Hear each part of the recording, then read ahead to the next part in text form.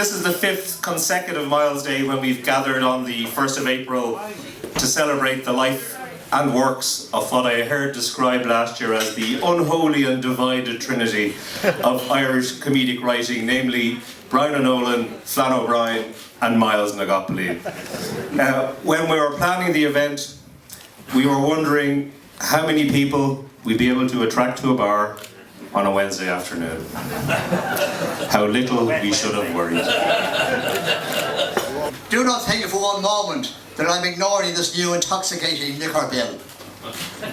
This bill proposes to tighten up the opening hours of licensed premises. One of its stated aims is to discourage casual drinking. Well, I couldn't agree more. A casual imbiber has become the scourge of the drinking class. Casual drinking has contributed nothing to the social or intellectual dynamics of the public house. The bee. You know what I want to tell you? The bee is one of the worst jobs ever. Them little lads has a bag full of stuff inside there, and they'll be waiting for some poor unfortunate Ramadan like myself for to pump it into. Oh, very bad jobs, the bees. Of the philosopher de Selby. We're not regarded as human beings at all. I would scarcely concede that standing to certain athletes and ball players of today whom I have met and tried to converse with. Clearly they have been debauched by so-called clubs, promoters and trainers who themselves train on whiskey. Why does it take 20 minutes to draw a pint?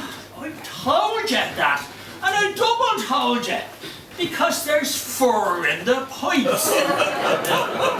In words, a countenance of Roma crema kruszki, started out the morning. Roma crema kruszki, long, long, long. Roma crema kruszki, long. Whoa!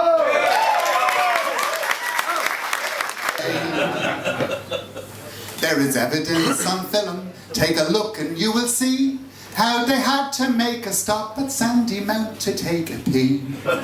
They relieved themselves discreetly by the seawall they were hid, and that's as close as ever they got as doing as Stephen did.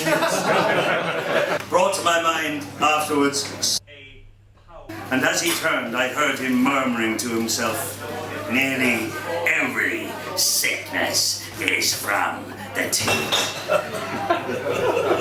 His face gave me one more surprise.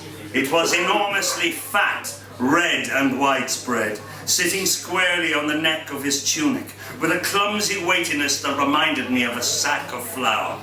The lower half of it was hidden by a violent and red moustache, which shot out from his skin far into the air like the antennae of some unusual animal. His cheeks were red and chubby, and his eyes were nearly invisible, hidden from above by the obstruction of his tufted brows, and from below by the fat foldings of his skin. He came over ponderously to the inside of the counter, and I advanced meekly from the door until we were face to face. Is it about a bicycle?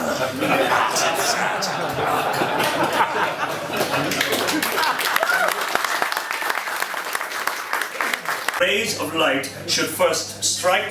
Would you like to join me in a small red breast to keep the life in us? Oh no thanks, never drink after 6. And a wise rule too from those that have their health. Goodbye now, and remember me to the good lady. I will indeed. Goodbye now. Do you ever go to the plays at all? You know, not the pictures now, the plays. The high class stuff. I do, and not time. Well, the brother went last summer with Mr. Cars, an English pal. The brother says he's the first Englishman that he ever met that had his head on the right way.